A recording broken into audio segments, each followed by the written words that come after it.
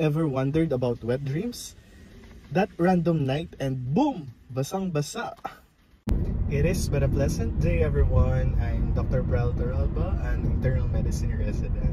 Today naman, we're going to talk about one of the questions from a male responder, or actually long distance relative po namin yung nagtanong nito. So he is close to heart and gusto ko lang sanang sagutin yung tanong niya sa personal message sa akin. So the question goes like this: nag-wet dream na doktor, kat awan mariknak nga sperm out. Awan side effect na ta saan na remuar the sperm? Please advise. Thanks. So this is an Ilocano question, so let me translate it to Tagalog first before I answer the question. So si sir or si uncle, nagkaroon daw siya ng wet dreams and wala daw siyang ma-feel na lumabas na sperm cells or sperm, yun yung term niya. Wala kayang side effect ito, or ano po ba yung pwede nyo i-advise po sa akin, sabi po niya.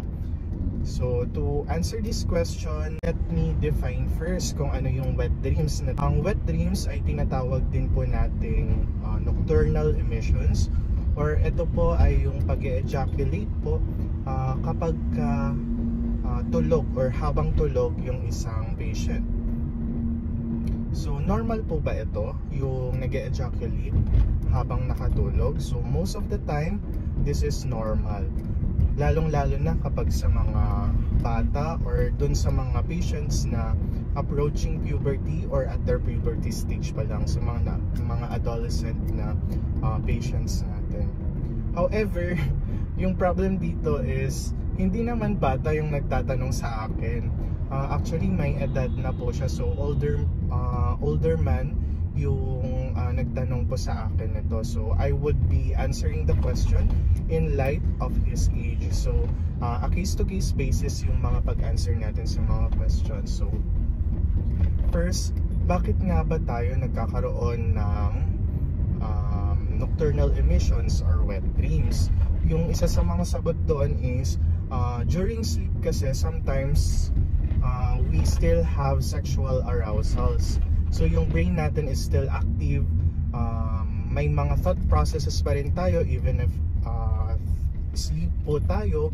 So meron pa ring sexual arousals, and when that happens, sometimes nagkakaroon ng ejaculation during sleep. Pangalawa po ay kapag nagkakaroon naman tayo ng long abstinence from sexual encounters. So matagal ka nang hindi nakapaglabas, yun po yung ibig sabihin nun. So naiipon po siya sa loob, and eventually during your sleep, yung mga muscles po na kumokontrol po, yung mga sphincters po, nagre-relax po sila, kaya nare-release po yung excessive na amount ng sperm po sa loob, or semen in particular. So before I continue pala, yung lumalabas pala sa mga sexual organs ng mga lalaki is called semen. Yung semen po is composed of many components. Isa na po doon yung seminal fluid, yung tubig po ng semen, at isa na rin po is yung sperm cells or yung cells po na nakikita po natin sa loob ng semen. Going back to the bakit nagkakaroon ng wet dreams, another reason po para po dito is yung mga hormonal disturbances po natin or fluctuations ng mga hormones.